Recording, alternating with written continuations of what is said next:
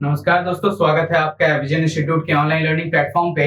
और मैं विशाल कुमार शर्मा आप सभी का स्वागत करता हूं आज एक नई टॉपिक में। और नया टॉपिक ये है कि मिखाइल गोर्बाचेव, ठीक है, जो सोवियत यूनियन की जो अर्स्टवाइल यूएसएसआर था, ठीक है, जो सोवियत यूनियन था, उसका जो लास्ट लीडर था जिसका नाम था मिखाइल गोर्बाचेव, उसका निधन हो गया है 91 साल की उम्र में दोस्तों।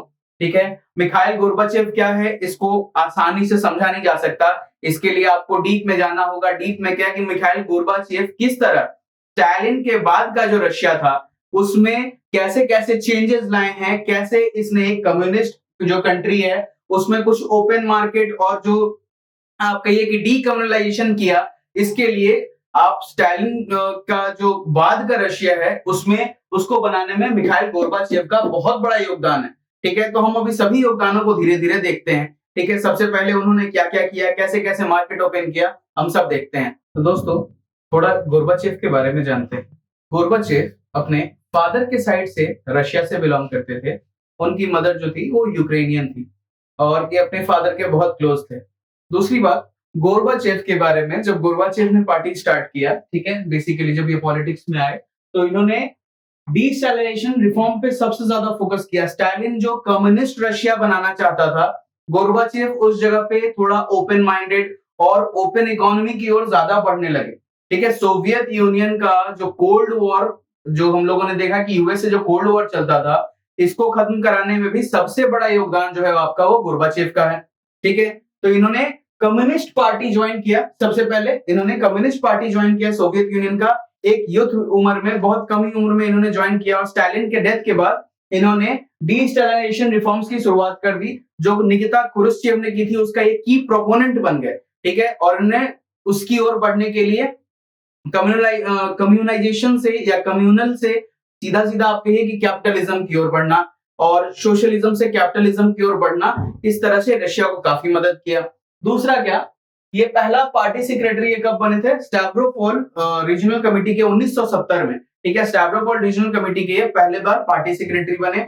और 1985 1985 में वो जनरल सेक्रेटरी चुने गए थे किसके? Communist party of the Soviet union के। और अगर communist party of Soviet union के जनरल सेक्रेटरी थे तो डी फैक्टो बन गए थे ये रशिया के रूलर। ठीक है, बेसिकली उस समय अर्स्टवाइल सोवियत यूनियन के। इन्होंने कुछ कुछ मेजर रिफॉर्म्स किए। मेजर रिफॉर्म्स जिसको हम जानते हैं ग्लासनोस्ट और पेरेस्ट्रोइका के नाम से। अभी बताता हूं आपको इसके बारे में।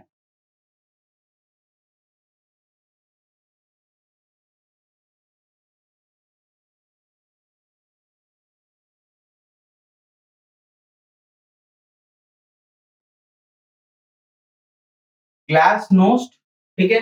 अब देखते हैं दोस्तों ग्लासनोस्ट क्या है। ग्लासनोस्ट के बारे में और पेरेस्ट्रोइका के बारे में जो हम लोग कहते हैं, तो ग्लासनोस्ट बेसिकली होता है फ्रीडम ऑफ स्पीच। ठीक है, यानी बोलने की आजादी।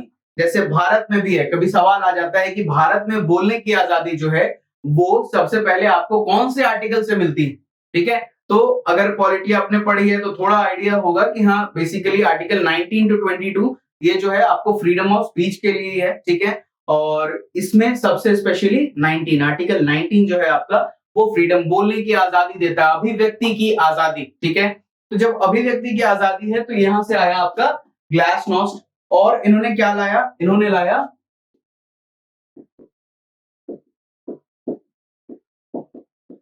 पेरेस्ट्रोइका। क्या लिया इन्होंने? पेरेस्ट्रोइका। ठीक है, पेरेस्ट्रोइका।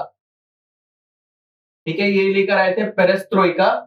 और पेरेस्ट्रोइका का क्या मतलब होता है दोस्तों? Basically economic expansion. पेरेस्ट्रोइका का मतलब होता है रीस्ट्रक्चरिंग। इकोनॉमिक एक्सपेंशन कैसे होगा?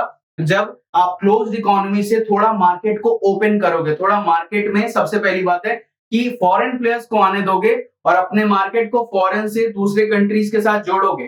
तो रीस्ट्रक्चर किया सबसे पहले मार्केट को। जो गवर्नमेंट का ओन था सब कुछ, उस पर धीरे धीरे थोड़ा थोड़ा थोड़ा थोड़ा करके गवर्नमेंट का कंट्रोल हटाया।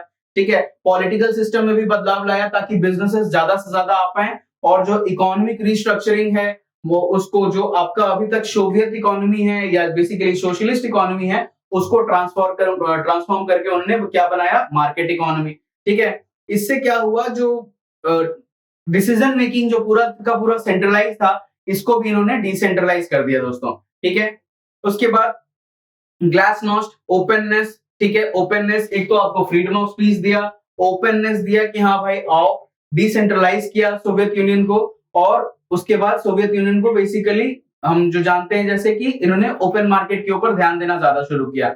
और इनका क्या था मेजर, इन्होंने आर्म्स को रिड्यूस करने के लिए काफी महत्वपूर्ण भूमिका निभाया कि आर्म्स रिडक्शन हो पाए। इन्होंने कहा कि जो यूएस के साथ जो इनका आर्म्स डील था उसमें से अपने जो मात्रा था उसका कम किया, ठीक है। और इन्होंने आयरन कर्टेन को रिमूव करने की कोशिश की, जो यूरोप को डिवाइड करके रखा था वर्ल्ड वॉर 2 के बाद से। कोल्ड वॉर में एक तरफ यूएस अलाइड है, एक तरफ यूएसएसआर अलाइड है, तो इस कोल्ड वॉर को खत्म करने में भी इन्होंने बहुत महत्वपूर्ण भूमिका निभाई। अब लोग कहेंगे कि आयरन कर्टेन का मतलब क्या हुआ, तो आयरन कर्टेन का मतलब ये हुआ कि पॉलिटिकल, मिलिट्री, जो भी आइडियोलॉजिकल बैरियर था, पॉलिटिकल, मिलिट्री, आइडियोलॉजिकल बैरियर, एक तरफ नाटो है, एक तरफ आपका यूएसएसआर है, ठीक है। नाटो मतलब जो यूएस बैक्ड है, ठीक है, नाटो की कंट्रीज में वहां पे यूएस बेसिकली सोवियत यूनियन का कंट्रोल को रोकने के लिए नाटो बनाया था। तो सोवियत यूनियन के लिए उस समय पे क्या था कि जो ये लड़ाई थी, आइडियोलॉजिकल जो लड़ाई थी, इसी को आयरन कर्टेन के नाम से जाना जाता है। तो इसको खत्म करने में भी गोर्बाचेव ने बहुत महत्वपूर्ण भूमिका निभाई थी, ठीक है। और इन्होंने लास्ट में कोल्ड वॉर एंड किया, और लास्ट में जब कोल्ड वॉर एंड किया तो इसके इनके इन एफर्ट्स के कारण इनको 1990 में नोबेल पीस प्राइज मिला दोस्तों। क्या मिला? नोबेल पीस प्राइज, ठीक है। नोबेल पीस प्राइज मिला क्योंकि इन्होंने कोल्ड वॉर खत्म किया। अब देखते हैं कुछ इंडिया से क्या कनेक्शन। अब देखते हैं कि उनके इंडियन कनेक्शन के बारे में जो हम बात कर रहे थे, तो इंडियन कनेक्शन है क्या। गोर्बाचेव इंडिया के लोगों के लिए, इनफैक्ट इंडिया के लिए, इंडिया से उनका एक अलग लगाव था। उन्होंने 2 बार इंडिया विजिट किया, कब कब? 1986 में और 1988 में, 1986 and 1988। And in the meanwhile he made sure कि India became the first country that didn't sign the non-Warsaw Pact and still he came to India। non-Warsaw Pact क्या? जैसे यूएस के लिए नाटो है ना, कि जो भी नाटो है उसको यूएस का बैकिंग है, वैसे ही वॉर्सो पैक्ट में वो कंट्रीज थी जो यूएसएसआर का हिस्सा थी या जो यूएसएसआर के सपोर्ट में थी। तो इंडिया वो पहला नॉन वॉर्सो पैक्ट साइन करने वाला देश था जहां पे एक रशियन प्रेसिडेंट आके विजिट कर रहा है, सोवियत यूनियन का प्रेसिडेंट आके विजिट कर रहा है। तो गोर्बाचोव ने सबसे पहले ये भूमिका निभाई थी।